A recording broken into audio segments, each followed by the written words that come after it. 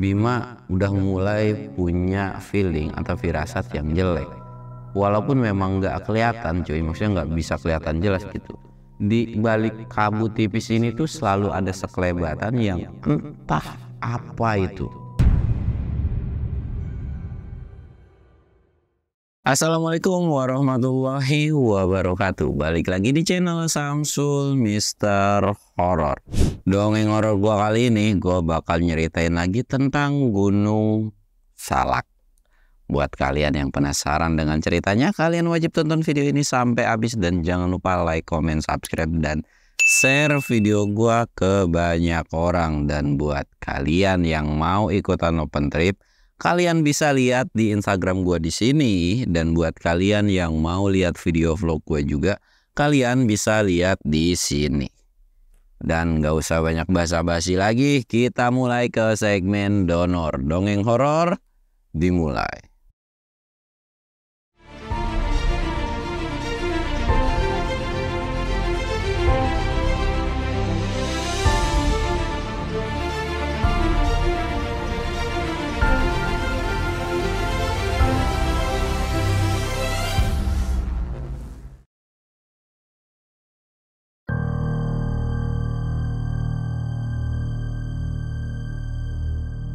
Oke cuy, sebelum masuk ke ceritanya, kita ritual kayak biasa. Jangan lupa ngopi dan sebat-sebat. Dan sebelum masuk ke ceritanya, kalian udah ada agenda kemana nih untuk tahun baru atau libur panjang nanti di akhir tahun? Coba kalian komen di bawah sini nih. Nanti tahun baru kira-kira kalian bakal ngapain? Kalau gue pribadi sih kayaknya bakalan mudik kali ya, mau pulang kampung. Karena udah kangen banget sama emak gitu kan. Apalagi kemarin emak baru ngirimin beras dan tetek bengek gitu. Berarti emak tuh udah kangen banget gitu. Jadi apapun kegiatan nanti kalian di akhir tahun, ya semoga tidak negatif lah ya. Pokoknya intinya isi sesuatu hal dengan hal yang positif dan tetap hati-hati cuy, musim hujan nih. Dan kita akan lanjut ke ceritanya. Kita sebut aja namanya itu Bima. Bima ini sudah punya agenda atau rencana mau naik ke Gunung Salak. Bima ini mau berdua sama temennya, kita sebut aja namanya itu Bagas. Pada saat sebelum berangkat nih, mereka ini sebenarnya nggak bareng ya, jadi ketemunya tuh di titik lokasi atau di salah satu base camp lah pada saat itu. Cuman ketika udah sampai di base camp ini, tiba-tiba Bagas itu ngajak salah satu perempuan, yang ternyata perempuan itu adalah pasangan atau pacarnya si Bagas ini. Dan ketika tahu, Bima ini agak sedikit kesel dan ngerutin dahinya dong. Dan dia tuh kayak narik si Bagas ini, "Gas, kok lu tiba-tiba ngajak cewek lu sih? Dan lu gak konfir ke gua gitu kan?" "Ya elah, tenang aja, masalah perkara cewek gua mah tenang, nanti gua yang backup. Udah, pokoknya tenang-tenang aja dan gak bakalan kenapa-napa kok," gitu. Dan dikasih tahu lah sama si Bima ini, "Gua nggak permasalahin lu mau membawa siapapun, tapi lihat kondisi yang kita tuju ini adalah Gunung Salak. Dan ya nggak masalah sih mau naik ke Gunung Salak juga, tapi kondisinya cewek lu ini kan belum pernah naik gunung, dan tiba-tiba kok sekarang mau naik gunung gitu, dan ini perdana banget gitu, dan ini beresiko atau bahaya." Tapi lagi-lagi Bagas ini kayak bilang, "Udah tenang aja, aman." Ya mau nggak mau mereka udah sampai di namanya di base camp gitu kan, dan mereka harus menerusin perjalanan. Dan kondisi pada saat itu tuh udah jadi mereka tuh berangkat dari rumah sampai base camp itu kurang lebih ya sampai jam 6 atau jam 7 pagian. Dan mereka ya nggak pikir panjang lagi atau nggak lama-lama di base camp gitu kan. Sekitar jam 8 atau jam 9 mereka akhirnya nerusin perjalanan. Dan tujuan mereka itu sebetulnya mereka itu pengen ngecamp yang namanya di puncak. Cuman ketika udah ada ceweknya ini, ya Bima tuh kayak, ya udahlah ini mah nggak akan sampai puncak juga gitu kan. Apalagi Gunung Salak itu kan agak minim untuk persediaan air atau mata air gitu kan, dan mereka itu harus bawa air yang lumayan cukup banyak dari bawah. Ya kalau memang kondisinya si Bagas ini sanggup sih ya nggak jadi masalah gitu, 2 kali lipat dibawain. Sedangkan pada saat pendakian itu si ceweknya ini tuh nggak bawa apapun, cuman DP kecil yang isinya mungkin cuman sebatas cemilan, dan kelihatan dari tasnya si Bagas pun itu agak cukup gede gitu kan. Tapi ya udahlah, kalau memang dia sanggup nggak apa-apa juga. Ya walaupun beban yang tadinya awalnya tahu nih kapasitas dari si Bima ini, ya sekarang agak lebih berat sedikit gitu kan. Tapi ya udahlah, dinikmatin aja setiap perjalanannya gitu kan. Mulai awal di perjalanan itu mulai memasuki pintu rimba. Di awal pintu rimba ini mereka tidak ada kendala apapun, hanya terkendala dari fisiknya si cewek tersebut. Dan si cewek ini kita sebut aja namanya Siti cuy ya. Si Siti ini agak, ya lu tahu sendiri lah, naik gunung baru-baru yang mungkin dia pun jarang olahraga, tiba-tiba naik ke Salak cuy. Ya napasnya Senin Kemis dong. Jangankan dia yang baru, gua aja yang sering naik gunung ABCD atau siapapun yang sering naik gunung ABCD gitu. Kalau naik gunung manapun ya napasnya ya kembang kempis gitu kan, capek banget. Apalagi ini baru tiba-tiba naik Salak gitu kan. Ya udahlah, dimaklumin aja gitu kan. Dan Bima ini selalu nanya ke si Siti ini, gimana keadaannya, punya gejala apa, keluhan apa, ya intinya takutnya kenapa-napa gitu kan, takutnya punya asma, karena Bima ini juga nggak tahu dia punya riwayat penyakit asma kah, emah kah, asam lambung atau apapun itu nggak tahu kan. Tapi si cewek ini bilang nggak apa-apa kok, cuman kaget aja mungkin gara-gara nanjak terus gitu kan. Ya udah, jalannya pelan-pelan aja. Mereka jalan, pos 1 selesai, pos 2 pun selesai. Sampai di pos 2 ini itu bener-bener ngaret cuy. Perjalanan mereka bisa dibilang santai, itu santai banget. Bener-bener santai banget. Santainya tuh bukan karena memang mereka sengaja santai ya, tapi karena memang ritmenya mereka nggak bisa ngebut atau nggak bisa kencang. Ya udah kan, mereka istirahat di pos 2 ini dan kondisinya itu udah sekitaran jam 2-an lebih. Mereka lanjut lagi sampai pos 3, dan sampai di pos 4 ini mereka bisa dibilang sore, kurang lebih sekitar setengah 6. Sampai di pos 4 ini sebetulnya Bima ini ya udahlah, kita ngecamp di sini aja. Karena sebetulnya target mereka itu ngecamp di puncak kan. Udah, kita ngecamp di sini aja kata Bima tuh. Tapi si Bagas ini bilang, ya elah nanggung lah, kita ngecamp di atas aja. Dia bilang gitu kan. Udah, kita nge-break dulu nunggu maghrib terus nanti kita lanjut lagi. Nggak bisa begitu, kalau kita ke atas itu terlalu beresiko gitu kan. Dan di situ pun ketika di pos 4 itu ada satu atau ya sekitaran 1 atau 2 tendaan, dan mereka pun kayak ngasih saran, udah bang di sini aja, lu ngapain nih ke atas atau sudah malam juga, kecuali kalau kondisinya masih siang, dan apalagi itu ada cewek satu gitu kan. Dan tapi lagi-lagi si Bagas ini susah banget dibilanginnya, dan dia tuh kayak kekeh pengen terus lanjut. Ya kalau dia bilang sih, kalau memang nggak bisa sampai puncak satunya ya puncak sebelumnya aja gitu, karena di situ ada spot atau area camp yang memang enak untuk satu tenda mereka menurut si Bagas ini. Ya akhirnya mau nggak mau kan 2 lawan 1, dan si pasangannya pun dia bilang aku masih kuat kok, aku masih kuat kok. Ya udah tuh, akhirnya mereka nerusin lah perjalanan cuy. Ya setelah lewat maghrib mereka nerusin perjalanan dan izin ke pendaki lain. Dia bilang, nah pada saat itu tuh pendaki itu tuh cuman bilang kayak, bang lu hati-hati semua ya. Ya kalau sekiranya nggak memungkinkan, mendingan lu pada balik lagi aja turun, kita ngecamp di sini aja gitu kan, bareng aja, daripada kesana terlalu beresiko apalagi malam gitu. Ya bang, Bima tuh kayak cuman manggut doang dan nggak bisa ngelawan juga. Sebenarnya pengen sih Bima ini kayak, apa gua ngikut tenda lain aja ya, karena Bima ini udah punya pikiran atau feeling yang jelek banget gitu kan cuy. Tapi kalau misalkan dia stay di sini kasihan, 2 temennya pasti bakalan terusin perjalanan gitu kan, dan nggak mungkin juga, takutnya kenapa-napa. Akhirnya mereka lanjut lagi tuh. Dari pos 4 ini mulailah turun kabut tipis-tipis. Dari kabut ini memang nggak ada keanehan dari kedua temennya ini ya. Dari si cewek, dari si cowoknya pun biasa aja, dan mereka pun kayak nggak takut sama sekali, walaupun pada saat itu Bima tuh udah mulai merasa merinding. Memang tidak ada penampakan pada saat itu, tapi kok awalnya udah beda aja gitu kan. Dan si Bima ini bilang ke Bagas, gas jalannya jangan terlalu cepet ya, kasihan cewek lu, ritmenya kita pelanin aja. Dan kondisi pada saat itu Bima itu jadi sweeper, Sedangkan si Bagas ini di depan, si cewek ini di tengah gitu kan. Ya siap Bim. Dah pokoknya kita saling ini aja, saling deketan aja. Kalau memang ngerasa jauh nanti teriak aja. Ya siap. Dia akan terus jalan.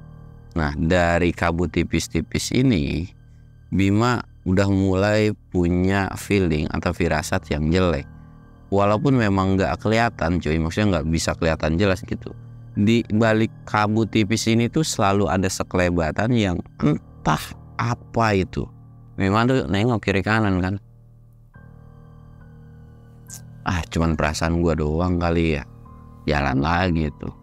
Dan ketika jalan, tiba-tiba si cewek ini teriak, Itu apa? Gitu kan. Bima langsung nengok, Bagas pun langsung nengok. Kamu ngeliat apaan sayang? Kata si Bagas ini, kamu ngeliat apa? Bima pun nengok, tapi nggak ada apa-apa gitu kan. Nggak ada apa-apa kok. Tadi di situ ada putih-putih, kayak sosok. Dan dari situ Bagas tuh kayak langsung, udah jangan diomongin atau jangan disebut gitu kan. Pamali nggak boleh kalau naik gunung, nanti aja ceritainnya kalau udah sampai turun atau udah ke bawah. Ya udah iya. Lanjut lagi mereka tuh udah ditenangin, lanjut lagi mereka jalan. Bima ini sebenarnya punya kepengen itu kayak turun yuk gitu. Walaupun udah dalam perjalanan itu mereka ngobrol dan Bima ini kayak bilang udah yuk kita turun aja di pos 4 aja. Tapi nggak mau tuh. Dan udah terus jalan itu kan jalurnya makin kesini makin susah cuy. Ada beberapa webbingan juga. Ketemulah mereka di jalan yang memang webbingan itu cuy. Dan kondisi pada saat itu udah mulai memasuki jam 9 malam. Di webbingan ini adalah jalur tersulitnya. Bisa dibilang setelah webbing ini tuh udah enak dan udah dekat banget lah. Mungkin 5 menit juga nggak sampai gitu, sampai area camp mereka. Karena tujuan mereka itu ngecamp di sebuah batu yang ada area landainya sedikit. Dan itu memang cukup menurut si Bagas ini untuk tenda gitu kan. Ya memang deket lagi sih, tapi kondisi malam kayak gini jalan yang harusnya ditempuh 1 jam bisa jadi 2,5 jam, 3 jam gitu, gara-gara ritme mereka lama gitu kan. Akhirnya pelan-pelan tuh naikin webbingan. Yang pertama si Bagas ini langsung nyenterin, dibantuin. Nah ketika si Bima kan ya cowok gitu kan, gak dibantuin juga. Tek, tek. Kakinya Bima itu ada yang megang. Bima ngerasa bahwa kakinya itu ada yang megang, tapi dia nggak berani teriak dan dia cuma ngeliat ke bagian kakinya. Ternyata di bagian kakinya itu ada sosok tangan yang lagi megang cuy. Dalam hati Bima tuh kayak astagfirullahaladzim, apaan nih? Sedangkan ketika ngucap istighfar itu si cewek itu tuh sadar dan tahu. Kak Bim nggak apa-apa kok, lanjut aja terus aja jalan, nggak apa-apa, tinggalin gua aja. Bima tuh punya pikiran daripada lu ngeliat ke bawah nanti dan tahu sosok yang di bawah itu apa, ya mendingan lu jalan duluan aja gitu biar lu nggak ngeliat. Takutnya ini kan di sebelah kirinya itu adalah jurang. Takutnya kenapa-napa, panik, lari dan jatuh ke jurang gitu. Udah nggak apa-apa, lanjut aja gas. Kata Bima tuh gitu kan. Sedangkan Bima ini masih fokus dengan sebuah tangan yang ada di kakinya. Dalam hati Bima tuh, gua naik gunung ini tidak ada niat mengganggu, jadi tolong jangan gangguin gua. Dan setelah ngomong itu tiba-tiba tangan itu lepas sendiri dan alhamdulillah bisa naik tuh di webbingan itu. Ketika selesai naik di webbingan itu mereka jalan dan mereka harus turun dulu sedikit yang memang agak sulit. Ketika sebelum turun itu kelihatan dari muka si Siti ini itu nunduk cuy. Dan yang kan pasti urutan yang paling belakang yaitu bagian sweeper gitu kan. Dan kenapa nih bocah gitu menurut Bima tuh. Bima tuh agak sedikit selangak celinguk ke kiri dan ke kanan, nyari apa yang dilihat sama si Siti ini. Karena gelagatnya Siti setelah ngeliat yang pertama, dia tuh kayak selalu ngeliat cuman nggak mau diungkapin karena memang udah disuruh untuk tidak diungkapkan gitu kan. Ternyata di sebuah batu yang nanti akan di camp di tempat mereka mendirikan tenda itu ada satu sosok putih yang kayak kunti gitu cuy. Itu lagi berdiri aja dan natap mereka bertiga.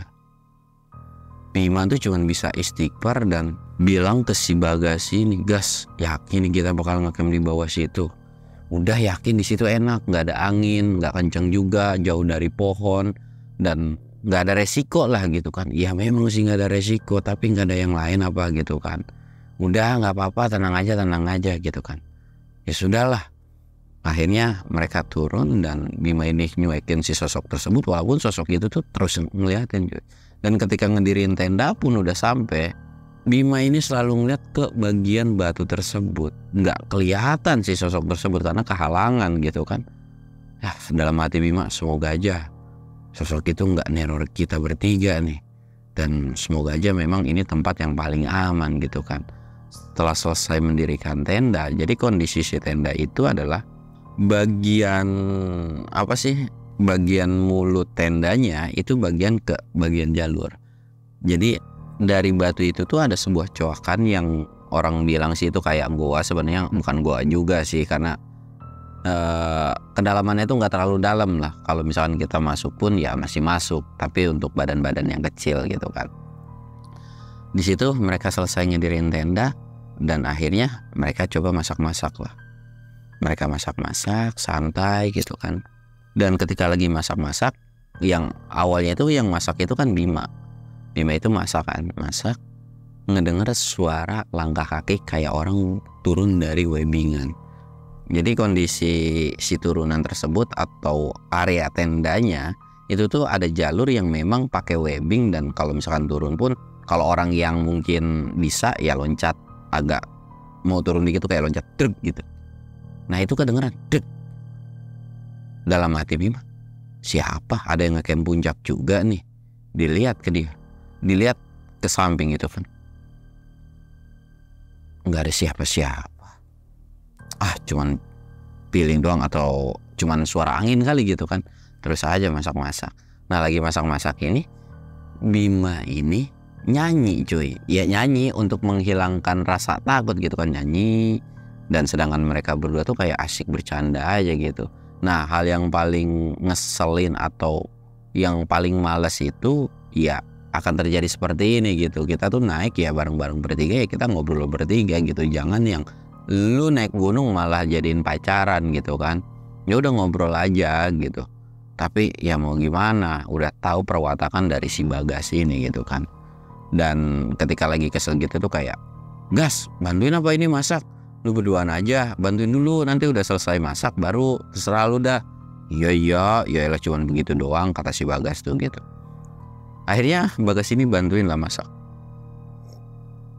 Masakan pun selesai, dan setelah selesai mereka tuh bertiga makan kan. Dan alhamdulillah setelah makan ini, karena nggak mau ngeliat keuuan dua pasangan sejoli ini, si Bima ini mutusin buat gue tidur duluan ya, gue pengen cepet-cepet pagi nih, gue mager banget ketemu malam di sini gitu kan. Ya udah ya lu tidur lah. Set tidur. Tapi kondisi tidurnya tuh bukan yang bener-bener tidur pules cuy. Karena memang Bima ini juga belum bisa tidur. Dia tuh kayak nyamping, tapi matanya merem. Tapi kalau kupingnya tuh ngedenger apapun, kalau misalkan ada suara itu ngedenger. Mereka tuh kayak, Bima tuh kayak lagi ngedengerin mereka berdua lagi ngobrol gitu kan. Ngobrol makin kesini kok suara yang tadi ngobrol jadi beda gitu kan. Kok ada suara. Dalam hati si Bima, ya Allah, ini bocah pasti ciuman gitu kan. Akhirnya Bima pun karena takut kenapa-napa, dia pun kayak langsung balik badan dan bilang, gas, gak gitu caranya, ini gunung, lu gak boleh kayak gitu, apalagi kita lagi di Gunung Salak. Udahlah, jangan ngelakuin yang aneh-aneh, nanti kita malah diteror yang gak jelas gitu kan. Lu kalau mau ngapa-ngapain nanti aja deh kalau kita udah turun, gua gak bakal ganggu juga. Dan tujuan kita kan memang mau naik gunung. Udah jangan aneh-aneh, daripada nanti kita gak bisa pulang lu. Lu masih aja percaya tahayul gitu. Dari situ mulai nih Bima agak kepancing. Dia tuh kayak bilang, lu tadi cewek lu ngeliat sesuatu, lu bilang jangan diceritain. Sekarang giliran lu ngelakuin kayak gini, lu jangan bilang gak usah percaya tahayul. Mau lo apa sih? Udahlah, tolong hargain gue di sini gitu. Gue udah memperbolehkan cewek lu untuk ikut, tapi tolong lo juga hargain gue. Gue dari tadi ngeliatin lu ngobrol, lu berduaan terus gua nggak pernah komen, tapi untuk satu hal ini tolong jangan kayak gitu kan. Dan si Bagas pun kayak kesel juga, dan Siti pun kayak ngerasa nggak enak dong gitu kan. Jadi mereka tuh kayak canggung-canggungan akhirnya, dan kayak nggak saling ngobrol tuh. Dan setelah mereka diem-dieman, tiba-tiba angin di situ itu kenceng banget, bener-bener kenceng. Dan dari belakang batu tersebut yang bisa dibilang kayak goa itu kan bener-bener goa itu tuh tertutup cuy. Jadi nggak mungkin ada angin masuk. Sekalipun ada angin itu kayak mungkin ya dari lubang-lubang atau sela-sela kecil. Tapi ini bener-bener kayak anginnya tuh kenceng banget nerjang tenda mereka. Jadi si tendanya itu jadi kayak, ya kalau kena angin kenceng gimana sih, kayak doyong gitu. Dan pada saat itu pun Bima udah ngerasa aneh, kok dari belakang bisa ada angin ya, padahal ini batu gede banget, nggak mungkin kalau angin dari sana bisa nabrak tenda kita gitu kan. Dan apalagi ini mulut goa, nggak mungkin juga gitu. Di situ Bima udah mulai punya pikiran aneh dan firasat buruk gitu kan. Tapi dia masih cuek atau masih diem aja. Dan setelah angin kencang itu, samar-samar dari sela-sela angin yang riuh itu kedengeran suara ketawa cekikikan. Bener-bener ketawa kayak suara ketawa kuntilanak gitu kan. Bima lagi-lagi kaget dan dia mulai ketakutan. Astagfirullahaladzim. Aduh, ini apa lagi ya? Dan anehnya mereka berdua tuh kayak cuek, kayak sesuatu hal yang memang biasa sebenarnya di gunung gitu kan. Tapi kelihatan dari si ceweknya itu agak sedikit panik, walaupun cuek tapi ada panik-paniknya gitu. Sesekali tuh kayak ngelihat ke bagian tenda, sekali lagi ngelihat bagian tenda gitu kan. Seolah kayak ngelihat sesuatu, tapi bukan angin ya, tapi kayak ngelihat sesuatu aja gitu. Bahkan si Siti ini ketika lagi duduk gitu, dia tuh kayak ngejauh dari bagian mulut si gua ini yang dijadiin area apa, yang dijadiin tenda ini gitu kan. Dia tuh kayak makin ngejauh. Seolah dari bagian belakangnya itu tuh ada yang mau megang mungkin gitu kan, atau ada melihat tangan atau apapun gitu, kayak ketakutan aja. Ah, bodo amat dah, ini urusan mereka, gue pengen cepet-cepet tidur. Akhirnya Bima ini baca doa tidur gitu kan. Tapi benar-benar nggak bisa tidur, matanya merem, kupingnya tetap ngedenger. Sampai akhirnya si cewek ini bilang, aku pengen pipis, temenin yuk gitu kan. Ih, kamu ngapain pipis sih? Udah nanti aja, tahan aja sampai pagi gitu kan. Ih, udah nggak kuat daripada aku ngompol di sini gitu kan. Ya udah, ayo deh, ditemenin lah pipis sama si Bagas ini cuy. Dan pipisnya itu nggak jauh, pipisnya tuh di sebelah tenda. Dan kedengeran banget suara pipisnya itu sama si Bima ini. Dan selesai pipis, kirain udah balik ke tenda, lagi-lagi kedengeran suara kayak orang ciuman. Bima di situ cuma bisa ngucap istighfar doang, dan karena udah geram banget dan kesel banget kan. Gas, lu apa? Nggak jelas banget sih lu naik gunung. Udah apa? Dan selesai ngebentak, itu kondisinya Bima nggak ngelihat keluar ya, tapi cuma ngebentak. Si cewek itu langsung teriak histeris. Dia langsung teriak, setan gitu kan. Tapi kondisinya mereka tuh nggak masuk ke dalam, seolah kayak matung di luar. Kondisi di luar itu, Bagas tuh langsung kayak celangak-celinguk. Dan Bagas pun ngeliat bahwa di atas batu itu ada sosok melayang, kuntilanak dengan muka yang serem. Bisa dibilang mukanya tuh hancur berantakan. Dan lagi natap mereka berdua. Bagas ini langsung teriak dong, Bim, tolong Bim, badan gue gak bisa gerak ini, gak bisa gerak. Dari situ Bima langsung gercep dong. Dan pas keluar dari tenda langsung kayak refleks aja nengok ke kanan. Tek. Astagfirullahaladzim. Ditariklah kedua temannya ini masuk ke dalam tenda. Dan langsung ditutup rapat-rapat. Dan pas lagi ditutup rapat-rapat ini, suara kuntilanak itu benar-benar melengking. Dan seolah siluetnya itu ketahuan kalau si kunti ini turun ke bawah. Dan itu ada di sebelah tenda mereka. Sosok itu benar-benar terus-terusan ketawa. Dan dari sosok itu pun langsung bilang, kalian telah lancang melakukan sesuatu hal di gunung ini. Kalian tidak akan bisa pulang. Dari situ langsung merinding dong si Bima ini, dan Siti pun langsung nangis histeris. Dia pun kayak seolah kapok dan ngerasa bersalah gitu kan. Sedangkan Bagas tuh kayak dia pun ngerasa bersalah gitu kan. Iya, gue nggak lagi, maafin, gue nggak bakal gitu lagi, tolong jangan teror kita gitu kan. Tapi sosok itu cuma bisa ketawa melengking, dan angin makin lama makin kenceng yang mengakibatkan frame tenda mereka itu patah cuy. Dan kedengaran suara patahnya itu petak gitu kan. Bima tuh kayak astagfirullahaladzim, ini angin sekencang apa bisa bikin tenda ini atau frame ini tuh patah, padahal ini area yang bener-bener tertutup gitu kan, nggak mungkin. Dari situ Bima nih kayak ngambil tindakan, udah yuk kita banyak-banyak doa. Bima pun nggak bisa nyalain mereka berdua gitu kan, maksudnya kayak udah terjadi juga, terornya juga lagi berlangsung, mereka cuma bisa berdoa semoga selamat dan cepat pagi gitu kan. Akhirnya mereka berdoa dalam tenda dengan kondisi tenda yang udah mau rubuh. Di situ mereka bertiga tuh berdoa, dan si cewek ini udah mulai histeris nangis, udah ketakutan parah karena di luar selain suara ketawa Kunti, bahkan suara angin yang kencang banget, seolah tenda mereka tuh dikelilingin banyak makhluk, banyak sosok yang ngelilingin mereka gitu. Dan nggak tahu perwujudan bentukannya kayak gimana, karena mereka untuk ngecek pun nggak berani. Ya gimana mau berani cuy, ngelihat satu Kunti aja mereka udah ketakutan, apalagi ngelihat yang banyak sosoknya gitu kan. Takutnya mukanya lebih hancur atau lebih parah. Dan yang paling bikin mereka panik adalah tenda mereka yang dengan kondisi udah rubuh itu kayak seolah digoyang-goyangin pakai tangan begini cuy, dan kayak ngusir mereka gitu kan. Bahkan ada sesekali suara samar dan lirih, pergi kalian gitu.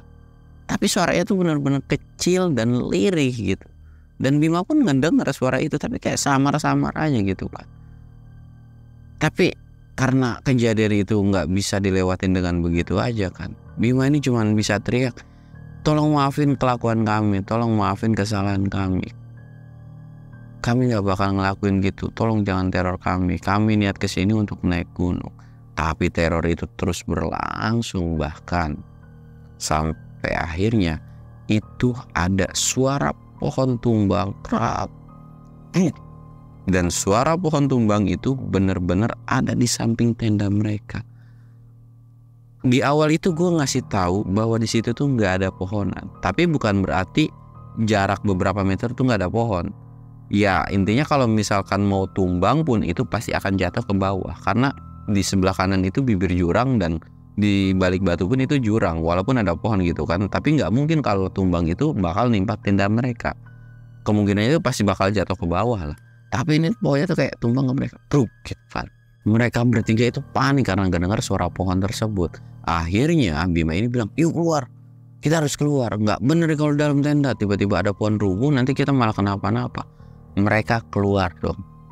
Dan ketika mereka keluar, lo tahu, tendanya itu terbang ke bawahnya. Wush. Padahal itu pasaknya nggak ada yang copot, memang framenya patah. Tapi tiba-tiba langsung terbang aja. Bahkan di dalam itu ada barang-barang logistik dan berat gitu. Tapi ini benar-benar terbang. Wush. Dan mereka itu bingung dong. Mau ngambil tenda itu nggak mungkin. Mau ngejar tenda juga, iya masa iya ke bawah jurang gitu kan. Dan mereka mau balik ke sana juga takut. Karena di atas bagian webbingan itu udah ada sosok yang ngejagain, yaitu sosok kuntilanak yang benar-benar mukanya nyeremin. Sedangkan kalau mereka ke bawah itu juga bukan opsi yang bagus, karena walaupun udah turun ke bawah mereka harus naik lagi, dan di sana pun belum tentu ada pendaki yang bisa dimintain tolong. Akhirnya mereka masuklah ke sela-sela goa. Mereka cuma bisa berlindung di situ, tapi walaupun mereka berlindung di situ, angin dari goa atau dari lubang goa itu tuh benar-benar kencang. Dari situ mereka bertiga udah panik sejadi-jadinya. Dan ketika lagi panik kayak gitu kan, ada beberapa sosok seolah itu kayak ngedeketin mulut gua dan tangan mereka itu kayak masuk ke dalam gua. Dan yang paling anehnya adalah tangannya itu kan kalau orang ngeraba sebuah lubang itu kan kayak begini, tapi ini tangannya terus jalan dan panjang cuy. Di bagian tangannya ini tuh hitam kayak bekas luka bakar atau gosong gitu kan. Terus dan itu ngeraba ke si cewek dan si Bagas ini, diraba begini cuy. Dan sosok tangan itu bukan cuma satu, tapi ada lebih dari 5 tangan cuy. Dan itu ngeraba mereka berdua, sedangkan Bima itu nggak diraba, tapi tetap aja tangannya ada di depan mereka gitu kan. Mereka bener teriak sejadi-jadinya. Dan karena mungkin udah saking takutnya dan panik, akhirnya mereka berdua itu pingsan. Dan tinggal sisa si Bima ini. Bima pun udah bingung kan, dalam hatinya cuman berdoa, ya Allah cepet pagi gitu kan, gue pengen buru-buru cepet pulang. Dan singkat cerita, pagi pun tiba. Dan kondisi ketika udah mulai mau memasuki subuh, tangan yang panjang itu tiba-tiba langsung pergi dan hilang. Dan ketika hilang, ada sebuah sosok yang bilang, cepat turun dari gunung ini atau kalian akan menyesal. Dan dari situ Bima tahu bahwa kita bertiga atau mereka bertiga ini benar-benar diusir dari gunung itu dan harus buru-buru turun. Karena kalau semakin lama mereka di situ, kemungkinan mereka akan ngalamin yang lebih parah dari ini. Dan Bima itu ngambil keputusan, ya udahlah nunggu pagi atau nunggu terang dulu, baru mereka tuh kayak akan langsung turun. Dan kondisinya pun kedua temannya ini bisa dibilang ya lagi pingsan juga kan. Dan singkat cerita, karena kecapean dan kelelahan, Bima ini ketiduran cuy, dengan kondisi berdiri di gua ini. Dan tidurnya tuh berdiri cuy, bener-bener berdiri gitu kan. Dan dibangunin lah sama pendaki yang mau summit ke puncak. Dan ketika dibangunin ini, Bima ini panik kan, disangkanya setan gitu. Setan. Tapi si pendaki ini nenangin, tenang mas, saya bukan setan. Dan dari situ Bima kayak alhamdulillah gitu kan. Akhirnya ditanyalah sama si pendaki, kenapa kalian di sini, tenda kalian mana? Dan dari situ pun langsung ngejelasin lah tentang kejadian semalam. Dan ternyata ketika lagi ngejelasin itu, kedua temannya ini masih pingsan cuy. Dan akhirnya dibantuin lah sama beberapa pendaki. Dibantuin dan alhamdulillah ternyata memang cuma beneran pingsan dan mereka tuh siuman. Dan ketika bangun pun mereka berdua itu panik sejadi-jadinya. Ya mereka beranggapan bahwa masih ada sosok demit atau setannya itu gitu kan. Akhirnya ditenangin, dan setelah tenang itu pendaki yang tadinya mau summit dan melihat kondisi mereka bertiga ini kayak kepanikan, ketakutan, dan Bima ini minta tolong untuk nganterin mereka bisa sampai bawah. Ya mau nggak mau pendaki ini kayak ngurungin untuk bisa ke puncaknya gitu kan. Yaudah mas, nggak apa-apa, saya masih bisa lain kali kok. Akhirnya dianterin lah sama pendaki tersebut sampai bawah. Dan alhamdulillah ketika sampai bawah, mereka semua selamat dan tidak ada gangguan apapun. Dan ada sebuah amanat dari pendaki itu ke Bima, lain kali jangan kayak gitu lagi ya. Kalian beruntung bisa selamat gitu kan. Coba kalau kalian apes, bisa aja kalian kenapa-napa di gunung ini. Dan kalian juga berani-beraninya udah tahu ini salah satu gunung yang bisa dibilang horor banget gitu kan. Tapi kalian malah berani ngelakuin kayak gitu. Ya walaupun sebenarnya Bima ini nggak ngelakuin kan, tapi temennya. Dan Bima pun mengakui kesalahan itu. Ya mas maaf gitu kan. Ada ngobrol panjang lebar. Dan Bima juga untuk minta tidak menceritakan kejadian ini sama pihak base camp dan yang lainnya. Dan pendaki itu pun setuju karena kan takutnya kenapa-napa gitu kan. Dan singkat ceritanya mereka bertiga pulang. Dan setelah pulang, Bagas dan Siti ini sakit cuy, benar-benar sakit. Dan mereka sakit itu benar-benar diteror sama penunggu si Gunung Salak itu. Bahkan sampai 3 minggu. Selama 3 minggu itu pokoknya kalau mereka tidur, mereka selalu dimimpiin dan diteror. Ya terornya gak ada lain ya kesel aja gitu gara-gara kelakuan mereka. Walaupun udah ngomong ke si Bima tuh curhat harus kayak gimana, ya Bima pun gak tahu cara nanganin kayak gitu. Ya udah lu ke kiai di ruqyah atau gimana kek gitu kan. Sampai akhirnya kenapa mereka udah nggak diganggu selama 3 minggu itu, mereka itu ngakuin tentang kejadian atau ya mesum di gunung itu sama orang tuanya. Dan setelah ngomongin kejadian tersebut, mereka itu langsung sembuh total. Tapi terornya kali ini bukan dari si demit, melainkan dari orang tuanya yang gak habis pikir sama mereka berdua gitu kan. Ya karena dari orang tua juga gak mau yang kenapa-napa anaknya kan, akhirnya mereka dikawinin tuh. Dikawinin dalam kondisi mereka itu sebetulnya masih pelajar. Dan mereka tuh kayak udah gak nerusin sekolah lagi gitu kan. Udah lalu kawin lah, daripada anak orang kenapa-napa dan nanti berujung lu di teror terus sama itu sosok demit gitu kan. Udah lu pada kawin aja. Akhirnya nikah. Dan setelah ya nikah ala kadarnya gitu kan. Dan memang setelah udah ngakuin itu pun mereka udah gak diteror gitu kan. Udah gak diteror, mereka nikah dan pernikahan mereka cuman ya berjalan cuma 1 tahun dan akhirnya mereka cerai.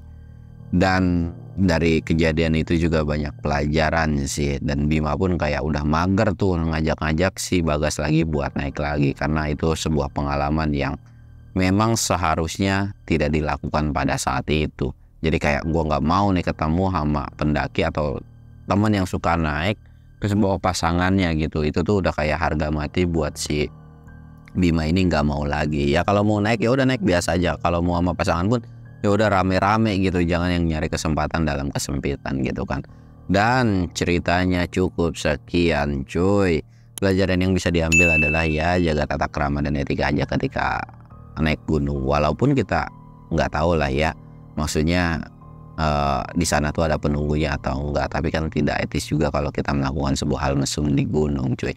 Jadi segala sesuatu yang positif dari cerita ini silahkan kalian ambil, yang buruknya silahkan kalian buang. Gua Samsul undur diri. Assalamualaikum warahmatullahi wabarakatuh.